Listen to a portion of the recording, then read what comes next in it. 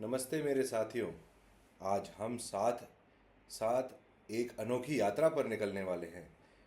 Indian EPC projects में cost management के जंगल में।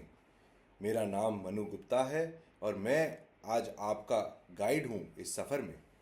मैं एक अनुभवी पीईबी रूफिंग एक्सपर्ट और ईपीसी स्ट्रैटेजिस्ट हूँ और मैंने इस इंडस्ट्री में 14 से ज़्यादा साल काम किया है। आज मैं आपके साथ कुछ इंसाइट्स, स्ट्रैटेजीज और एनेक्डोट शेयर करने के लिए एक्साइटेड हूँ, जो उम्मीद है कि इस कॉम्प्लेक्स लेकिन फैसिनेटिंग फील्ड के इस पहलू पर रोशनी डालेंगे। तो तैयार हो जाइए और एक अनोखे सफ़र के लिए।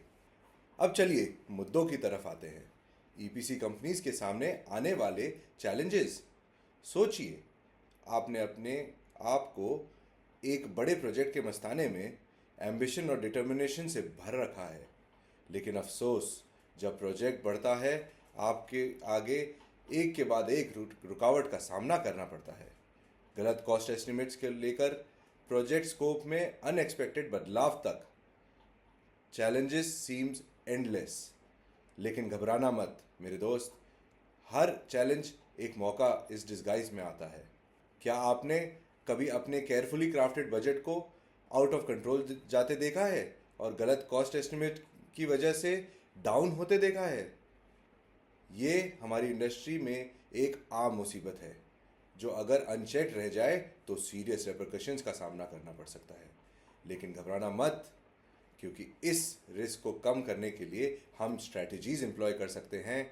कॉम्प्रिहेंसिव रिस्क असेसमेंट कंडक्ट करके और स्टेक होल्डर्स को प्लानिंग प्रोसेस में अर्ली एंगेज करके हम एक्यूरेट कॉस्ट एस्टिमेशंस के लिए सॉलिड फाउंडेशन इस्टेब्लिश कर सकते हैं। और सप्लाई चेन डिस्ट्रप्शंस का हमेशा का खतरा। सोचिए अपने आप को डिलेज और शॉर्टेजेस के मज़े में, desperately trying to keep your projects on track. लेकिन घबराना मत, क्योंकि इस इम्पैक्ट को मिनिमाइज करने के लिए हम स्ट्रैटेजीज एम्प्लॉय करेंगे। सप्लायर्स और सबकॉन्ट्रैक्टर्स के साथ स्ट्रॉन्ग रिलेशनशिप बिल्ड करके, बल्क परचेजिंग के थ्रू इकोनॉमीज ऑफ स्केल का फ़ायदा उठाकर और वैल्यू इंजीनियरिंग टेक्निक्स इम्प्लीमेंट करके हम सप्लाई चेन डिसरप्शन के स्टॉर्मी सीज में भी सेल कर सकते हैं। अब बात करते हैं रिसोर्स ऑप्टिमाइजेशन की। इमेजिन कीजिए, आपने अपने आप को लेबर रिसोर्सेज और इक्विपमेंट डिप्लॉयमेंट के जगल करते हुए trying to strike a perfect balance between productivity and profitability.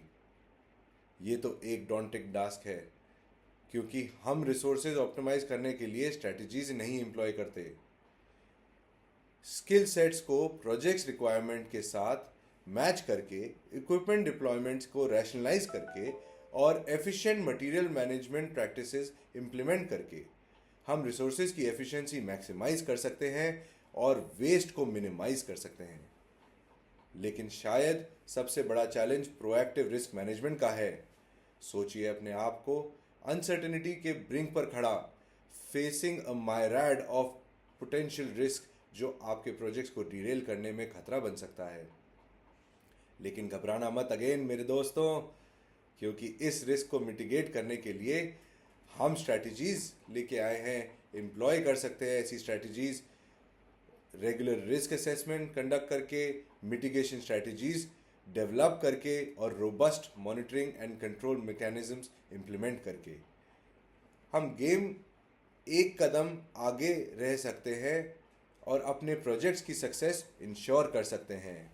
आखिर में मेरे साथियों, हम पहुंचते हैं अपनी यात्रा के अंत में, कॉस्ट मैनेजमेंट के प्रति ईपीसी प्रोजेक्ट्स के जंगल में। आर्म्ड विद नॉलेज, इनोवेशन और एक हेल्दी डोज ऑफ डिटर्मिनेशन, हम चैलेंजेस को कॉन्कर करने के लिए रेडी हो जाएंगे।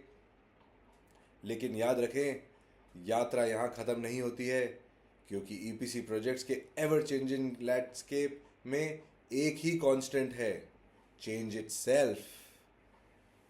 धन्यवाद कि आज आपने मेरे साथ ये एडवेंचर किया। और अगर आपको ये डिस्कशन इंसाइटफुल लगता है और आपको और भी जानकारी चाहिए कॉस्ट मैनेजमेंट के प्रति ईपीसी प्रोजेक्ट्स में, तो ईमेल द्वारा मुझसे जुड़िए। मेरा ईमेल है contact@manugupta.in। अगली बार तक आशा है कि आपके प्रोजेक्ट्स प्रॉस्परस हो और आपके बजट्स बैलेंस्ड हों। सेफ ट्रैवल्स मेरे दोस्त।